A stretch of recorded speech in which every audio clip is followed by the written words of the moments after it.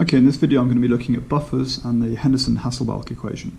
So first of all, a definition. So a buffer is a substance which minimises changes in pH when small amounts of strong acid or strong base are added.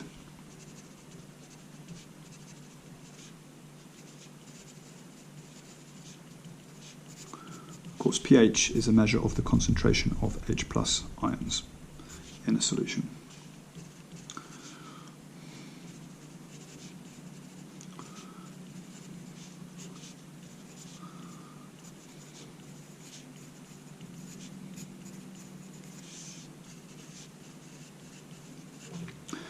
And what a buffer consists of is an equal amount of a weak acid and its conjugate base, or alternatively a weak base and its conjugate acid, although I'm going to be focusing on weak acid buffers here. So a weak acid dissociates partially, and we can actually represent this on a pH curve. So on our y-axis we have pH, which goes up to 14. And on our x-axis we have the concentration of base that we are adding to our acid. So we're starting out with a quantity of acid. So at the origin we have only HA and no base, so we haven't neutralized any of it. Now the pH of a weak acid is always going to start somewhere around 3 or 4, and once the base is added, the pH starts to rise gradually. At a certain point, the weak acid is going to run out. There's going to be no more weak acid left to neutralize the base, and at that point the pH will suddenly leap upwards before flattening off if we're using a strong base. So we get a characteristic curve of a weak acid strong base titration that looks something like this. Now the vertical part of the line here represents the equivalence point. The equivalence point is the point where all of the acid has been neutralized by the base. There is no base and no acid in solution, there is only salts. So here we have only conjugate base ions in the solution. There's no HA left in the solution at the equivalence point. Now for a buffer, the buffer region is this sloping part of the graph, and the ideal point to have a buffer is at the half equivalence point. The half equivalence point, the concentration of HA and the concentration of A- should be equal to each other.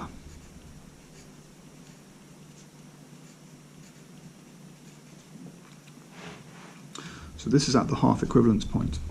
Now the reason why this is interesting is if we take another look at our acid dissociation expression, Ka equals H plus times A- divided by the initial concentration of HA.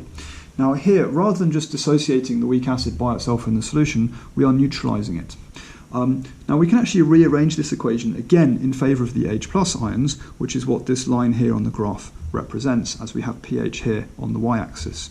So if we rearrange this equation in favour of the H+ ions, but this time we're not assuming that the concentration of A- is the same as the concentration of H+, we can say that the concentration of H+ ions is equal to the Ka multiplied by HA over A-. So we've now rearranged this equation in favour of the H+ ion concentration. Now at the half equivalence point, the concentration of HA and the concentration of A- are the same as each other, so HA over A- is 1.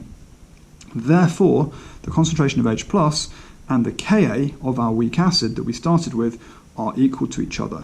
So if we take this line over towards our y-axis, H plus equals Ka of the weak acid when we have half equivalence. Now, as we said, the concentration of H plus can be represented by pH, which is the minus logos of the H plus. So pH and the Ka can also be turned into pKa. So the pH of our solution at the half equivalence point is going to be equal to the pKa of the weak acid at half equivalence. And this is the ideal situation to have a buffer. And the reason why it's ideal is because if you add H+ ions to the solution, Remember that our weak acid is existing in equilibrium. if we add H plus ions to the solution, this equilibrium is going to consume the H plus by reacting them with the A minus, and it's going to turn it into HA.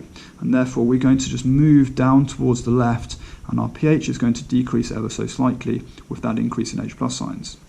If we were to add H plus ions, so if we were to remove H plus ions by reacting with a strong base, then HA will dissociate to liberate more H plus ions in an attempt to maintain the concentration, and our equilibrium is going to shift up the slope here, and our pH is going to rise ever so slightly with our decreased concentration of H plus ions. But of course, since this is a buffer solution, the change is far less abrupt than it would be if we were just adding strong acid or strong base to water.